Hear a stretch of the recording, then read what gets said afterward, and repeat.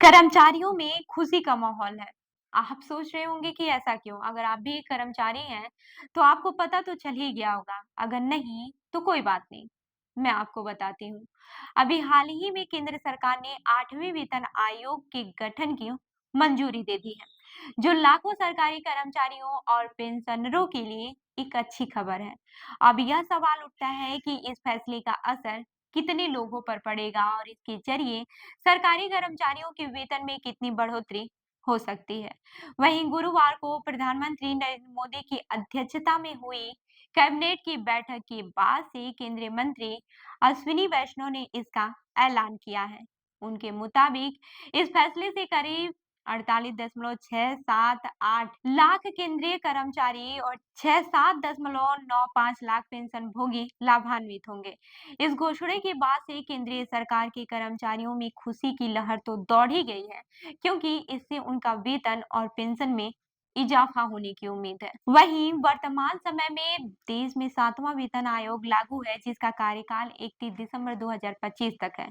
लेकिन 8वें वेतन आयोग के गठन की मंजूरी से यह साफ हो गया है कि अब अगला कदम बढ़ाया जा चुका है। इस आयोग की रिपोर्ट देने के लिए अगले साल यानी 2026 तक का समय मिलेगा और इसके बाद से सरकार इस पर विचार करके इसे लागू कर सकती है। तो अब सवाल यह है कि इस पूरी प्रक्रिया का क्या होगा और ये कैसे काम करेगा।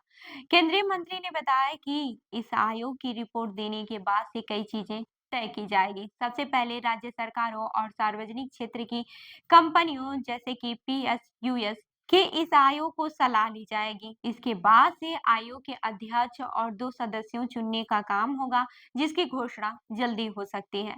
इसके बाद से आयोग अपनी रिपोर्ट सरकार को सौंपेगा और फिर उस पर विचार करके सरकार इसे लागू करने का फैसला लेगी। हालांकि इस पूरे प्रोसेस को देखकर यह कहा जा सकता है कि हर 10 साल में केंद्र सरकार एक नया वेतन आयोग लागू करती है।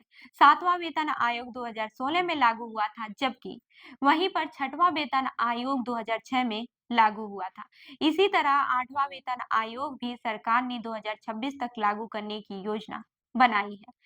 आखिर में सबसे बड़ा सवाल यही है कि कर्मचारियों के वेतन में कितनी बढ़ोतरी हो सकती है।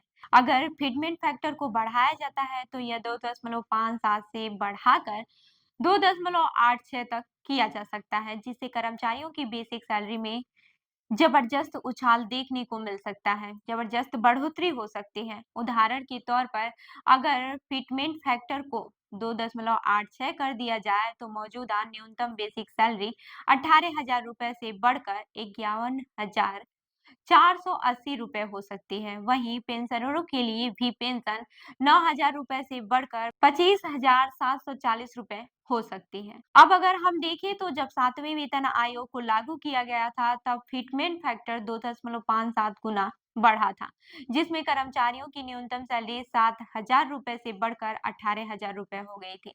इसके अलावा पेंशनरों की न्यूनतम पेंशन भी 9,000 रुपए हो गई थी। इस बार 8वें वेतन आयोग से यह बढ़ोतरी और भी ज्यादा हो सकती है। ये सब बदलाव सरकारी कर्मचारियों और पेंशनरों के लिए एक बड़ी राहत की तरह साबित होंगे, खासकर वो लोग जो लंबे वक्त से वेतन बढ़ोतरी का इंतजार कर रहे थे। उनके लिए यह सुनहरा मौका हो सकता है। लेकिन इस पूरे प्रोसेस में जो सबसे महत्वपूर्ण बात है वह यह है कि सरकार ने इस बार 8वें वेतन आयोग को रिपोर्ट देने का समय 2026 तक तय किया है, जिससे कर्मचारियों को उम्मीद है कि अगले कुछ सालों में उनका वेतन और पेंशन बढ़ सकता है। आखिरकार यह कदम केंद्र सरकार के कर्मचारियों और पेंशनरों के लिए एक बड़ा फायदेमंद साबित हो सकता है, क्योंकि इस फैसले से उनकी वित्तीय स्थिति में सुधार होगा। यही नहीं, इससे सरकारी कर्मचारियों को अपने काम में और भी उत्साह मिलेगा।